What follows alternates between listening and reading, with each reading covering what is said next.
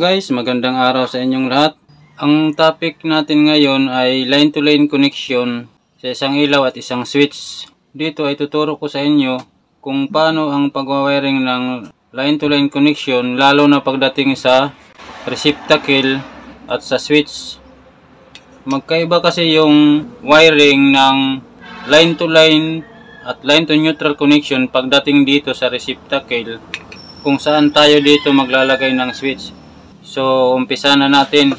I-on muna natin ito. Tingnan natin kung paano ang line-to-line connection. Ito yung supply natin. Ayan. Yung line 1 natin, umiilaw yan, live. Yung line 2 naman natin, umiilaw rin, live din. 110 volt ito. Ito namang isa, 110 volt din. Kung pagsasamahin natin sila, 220 volt.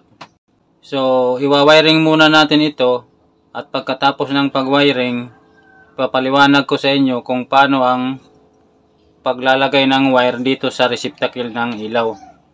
I-off muna natin ito at iwa-wiring na natin. Maglalagay muna tayo ng dalawang wire para sa switch.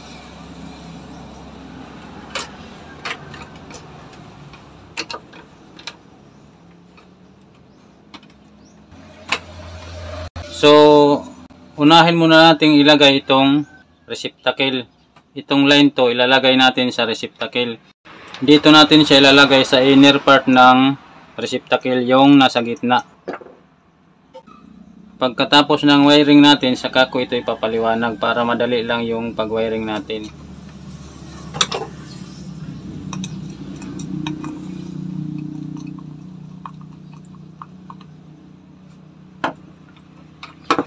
So, meron na tayong line 2 nakakonek sa receptacle.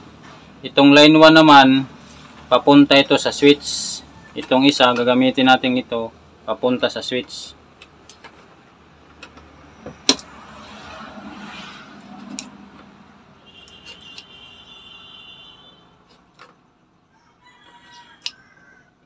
Tapos, ito naman yung switch natin.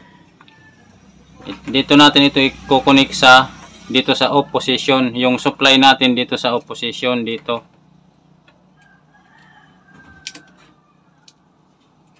Tapos itong isang wire dito rin ito sa switch. Tapos ang dulo naman nito dito na rin uli sa receptacle.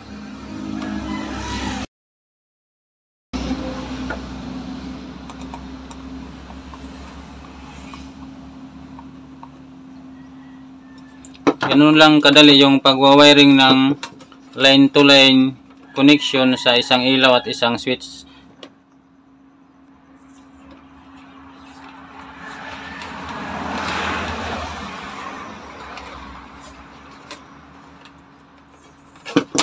So, ipapaliwanag ko kung paano ang wiring connection ito. Ito muna ang unahin natin na line to. Live ito 110 volt. Dito natin yan ilalagay sa itong nasa inner part ng receptacle.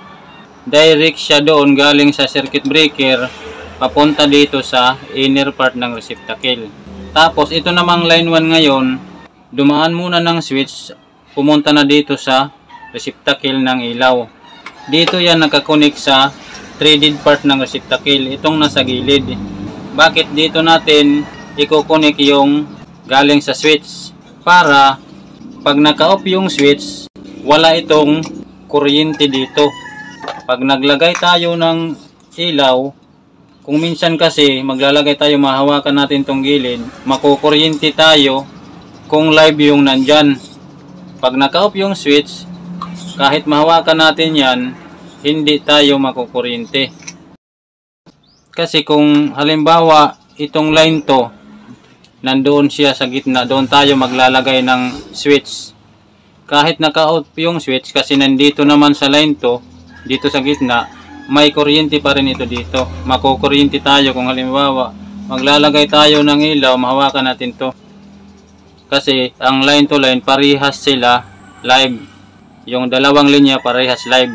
Magkaiba doon sa line to neutral, yung line to neutral, isa yung live, isa yung neutral, walang kuryente yon.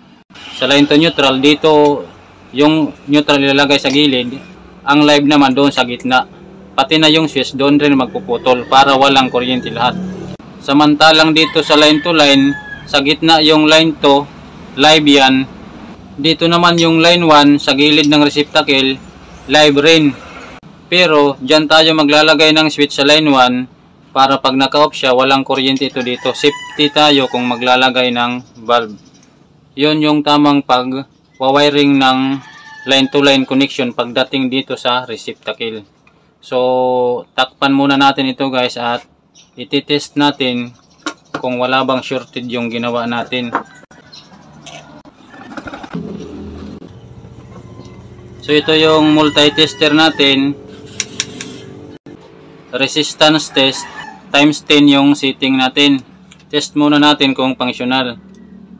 Functional naman. Pwede nating unahin i-test yung line 2. Dito sa dilaw, line 2. Tapos doon sa inner part ng receptacle, yung sa gitna, yun yung line 2. Yan. May continuity. Yan. Tapos dito naman tayo sa line 1. Ito yung nasa gilid, ito. I-on natin ang switch. Ayan, functional rin. Ibig sabihin, gumagana na yung sirkito. So, dito naman natin ititest kung shorted yung gawa natin sa dalawang dulo ng wire. I-on natin ito. Hindi gumagalaw, ibig sabihin walang shorted yung gawa natin. Lagyan natin ng bulb. Yan. Wala pa rin, walang resistance. Ibig sabihin walang shorted yung gawa natin. So, i-on natin ang circuit breaker. Tapos, i-on natin yung switch. So, ayan at umilaw.